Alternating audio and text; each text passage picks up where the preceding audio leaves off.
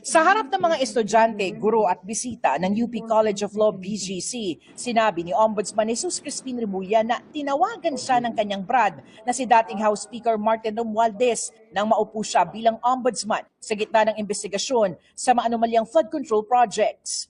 Martin is a fraternity brother. Nako. He entered the fraternity when I was the illustrious fellow. So we have a naturally close relationship. We work together in Congress. Ayan. So, close sila. Magkasama pa sila sa Congress. So, pagtatakpan kaya ni Boying? O, kayo humusga. Ilagay nyo dyan sa comment section. Sa tingin ninyo, pagtatakpan siya ni Boying? Tingnan natin. I answered this call once because we respect each other. He talked to me. That was before I assumed office, but after I was appointed. And after that, I didn't talk to him anymore because I have to think clearly about these cases. Lumabas yan sa pagtatanong ng ekonomistang si Winnie Monsod sa isang forum tungkol sa flood control controversy. Well, he was trying to explain his side that he had no hand in many things. So, inosente raw si Tambi, sabi niya kay Boying. O, naniwala kaya si Boying? That's all I can remember. I don't really remember the specifics. Of course, he was trying to make a case, his case. O, pero siguro, kung ang tumawag dito, iba sagot ni Boying. Kunwari, ang tumawag halimbawa si Cheese. O, halimbawa, ang tumawag dito ay yung Diskaya. Halimbawa, si Tebes. Di ba? Alam naman natin, ang bilis manghusga nito si Boying. Di ba? Doon sa matagal nang sumusubaybay sa akin, even kay Bantag, wala pang ang investigasyon, meron na siyang judgment. Ganyan kabilis tong mama na ito. Mapanghusga to. Judgmental tong tao na ito. Kaya nga sabi ko, anong klase? At that time, secretary pa lang siya. Paano ka magiging Secretary of Justice? Nangguhusga na kaagad. Hindi mo pa nakukuha yung mga ebidensya. Tapos sasabihin mo may ebidensya ka na. Hindi mo man lang pagbigyan pakinggan muna yung kabilang panig. Ito, hindi. Iba sagot niya. Diba? That had nothing to do with anything. I mean, we just listen. Yun, nakinig lang siya. Halimbawa, ang tumawag sa kanya si Tebes, si Bantag. Hindi. Kasi, eto yan, nakikita namin na ganito, ganito, na may blablabla. Kita naman natin di ba? Huwag nyo na itanggi. Yung mga nakasubaybay, alam nyo yan. Iba tono nito. Iba tono nito pagdating kay Boy. So far, sir, kamusta po yung evidence? We're building up something. We're building up something. Yan, di ba? Building up something. Oh. Yung kay sinabi niya, case closed na. Di ba? Ganun agad. Ang ngayon, will building up something. Iba tono niyang kay Bantag tsaka kay Tebes. Case closed na. Di ba? Yung issue kay Bantag at kay Tebes, ano lang yun eh. I mean, kasong murder yon, okay? Hindi natin dina-downplay yon, pero walang direct connection sa buong Pilipinas. Walang connection directly doon sa kakainin ng bawat Pilipino. Ito, bilyon ang nakawat. Ang sa akin, hindi ko sinasabi maging judgmental ka. Ang sinasabi sa akin, iba ang tono mo pagdating sa iba. Iba ang tono mo pagdating dyan sa brad mong yan. Pero, alam ko, mag-iiba rin ng tono to. Bakit? Mamaya, pag-usapan natin. Hindi na raw nakausap muli ni Remulla si Romualdez na dinawit ni dating Congressman Zaldico sa mga insertion at kickback mula sa budget. Si Romualdez din daw ang nagbanta kay Ko na huwag nang bumalik ng bansa. Sinabi rin noon ng dating security consultant ni Ko na si Orly Gutesa na naghahatid sila ng mali-malitang pera kay Romualdez sa mga bahay nito. So when you think it will be filed within Gaano katagal makasampahan ng kaso to si Boying? Yun ang tanong ni Munsod. Winnie Munsod. the year, I mean not this year, but at least in the next 6 months or 9 months? Oh, yes, yes. You think so? Yes, ma'am. Duwag din yung tanong mo, Winnie Munsod. Sa tingin mo ba makakasuhan mo siya? Maybe not this year. maybe within 6 to 9 months. So, ibig mong sabihin, Winnie Munsod, parang tinatanong mo, sige, okay lang. Okay lang, hindi siya makasuhan this year. Hindi po ganun. Mali yun. Justice delayed is justice denied. Mali ring magtanong to si Munsod. Ba't hindi nyo na makasuhan ngayon? Kaliwat kanan na yung ebidensya na lumalabas. Hindi nyo imbestigahan si Tambi. Si Bongbong Marcos may listahan na. Wala doon sa listahan niya si Tambi. So, ibig mo sabihin, for the meantime, mark safe si Tambi tsaka si Bongbong. Yan ang issue niyan. Alam nyo kung ba't ko nasabing mark safe? Kasi si Tambi, kaya hindi nila gibain, it will connect to Bongbong Marcos.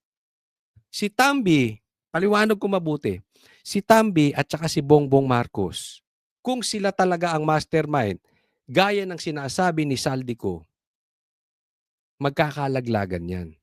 And until such time na hindi ipakulong ni Bongbong Marcos si Tambi, Tambi will not speak against Bongbong Marcos. Ganyan din nila prinotektahan si Saldico, di ba? Ayaw pa uwiin. Ang daming excuses. May sinasabi sila hindi nila makancel yung passport kasi walang kaso, wala pang utos ang korte. Nung bumaligtad si Saldi, minadali ang kaso. Minamadali na ang kaso ni Saldi. Minamadali na kanselahin yung passport para mapauwi. Kaya nga sinasabi ko sa inyo, ang sagot ngayon ni Boying ay hindi judgmental gaya doon sa iba. Dito, may leeway siya kay Tambi. Parang nag-aabogado pa siya kay Tambi. Sipin mo 6 to 9 months, 2026, doon pa lang masasampahan ng kaso. Ang gago, di ba? Oh. Bakit? Hindi kasi ituturo niyan yung amo nilang si Bongbong Marcos. Pero mag-iiba tono nito. The moment na bumaligtad si Tambi, tingnan nyo, pagbaligtad ni Tambi, may kaso agad yan. Instant yan. Baka kinabukasan lang may kaso agad. Alam mo, Tambi, mapapansin mo, nilalaglag ka na ng ibang congressman. Tingnan mo na lang to. Hindi ko napapangalanan to sinong congressman. Pero kitang-kita. Yung congressman na bata ni Bongbong Marcos, ginigipit ka na. Diba? Gusto niyo malaman ng pangalan? Nagsisimula sa letter. Ginigipit ka. Halatang halata. Bago ka maunahan, magsalita ka na, Tambi. Mag-tell all ka na. Maniwala ka, ilalaglag ka ni Bongbong Marcos. Aantayin mo pa ba?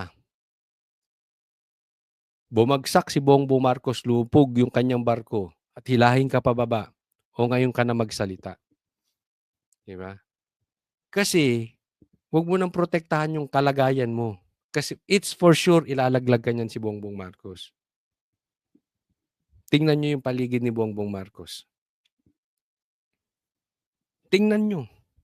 Vloggers, mga kampi niyang politiko, binabakbakan. Si Tambi. Ha? Lahat yan. Lalaglag ka niyan. I'll hold you to that. Yes, ma'am.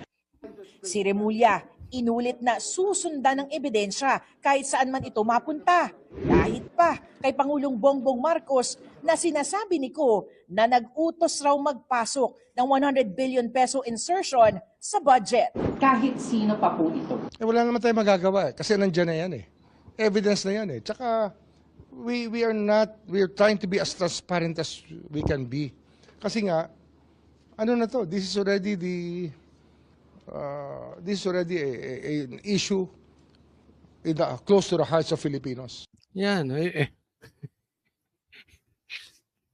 Yung DOJ mo napunta sa sabongero na naman eh.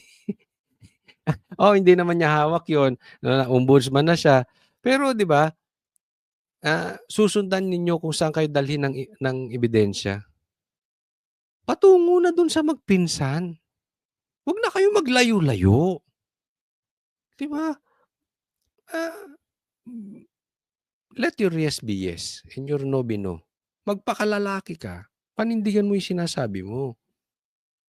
papunta na yung ebidensya roon. Saan pa kayo pumupunta? Ang tagal nyo pang imbestigahan. Meron na bang nag-iimbestiga kay Bongbong? Tanong lang, di ba? Yun lang naman eh. Meron na bang nag-iimbestiga kay Bongbong?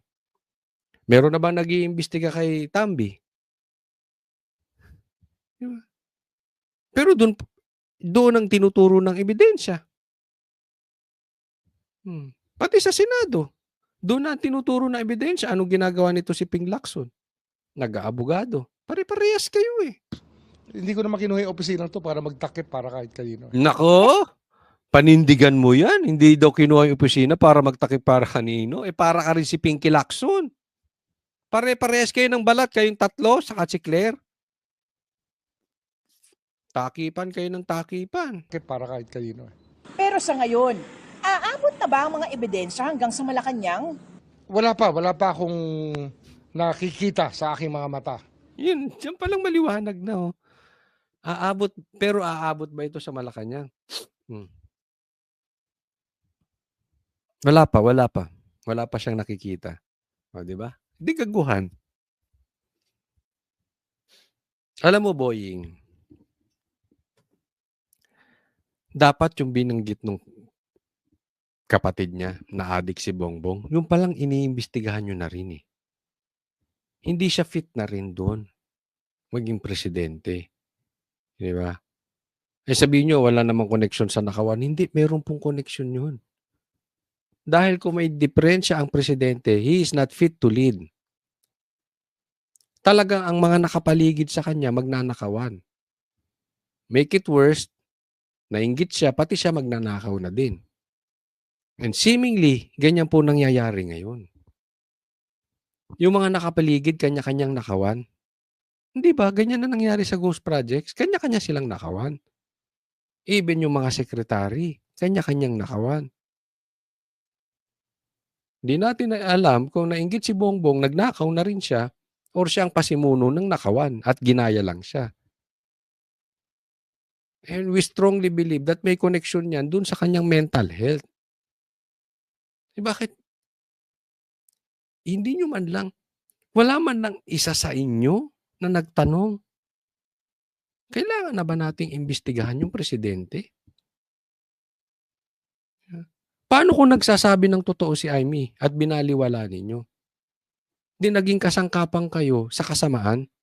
Pero kinakailangan, pag-aralan lahat yan. Hindi pinag-aaralan, iniimbestigahan. Ito si Boying, parang ano eh. Ba't mo pag-aaralan? Imbestigahan nyo. Kung may nakita kayo, di meron. Kung wala, di wala. Ano ang pag-aaralan nyo? Ano yan, law school? Pag-aralan lahat yan. Binunyag din ni Remulla na may investigasyon na sila kay dating Pampanga 3rd District Representative Aurelio Dong Gonzales Jr. Yung kanyang construction company at mga projects. Siyempre, yun naman yun eh, di ba? Bakit yung construction company ni Tambi, ayaw nyo imbestigahan? Di ba? Yung tumaas yung mga flood control projects under him. Ba't di nyo It's imbestigahan? not just about flood control. It's about other illegal interests, unlawful interests. 10 contractors o mga dati o kasalukuyang kongresistang may koneksyon sa mga kontratista ang kanilang isinailalim sa motu proprio investigation. People didn't believe that there will be any accountability whatsoever and they were violating the law. Harap-harapan. Kasi nga walang nanguhuli eh. Tapos ganyan ginagawa nyo yung investigasyon. Ang gusto nyo managot yung mga bubuit, yung mga butete, yung mga bulate. Di ba? Kaya harap-harapan, magpapatuloy yan. Nakita nyo na nga nangyari, binalita natin. Na ginawa ni Tambi, hindi nyo pa rin makita. Nasa balita na ng bilyonaryo, panoorin nyo. Bawal yan eh. It's a prohibited activity. It's a conflict of interest thing that is found in so many laws on corruption. Para sa GMA Integrated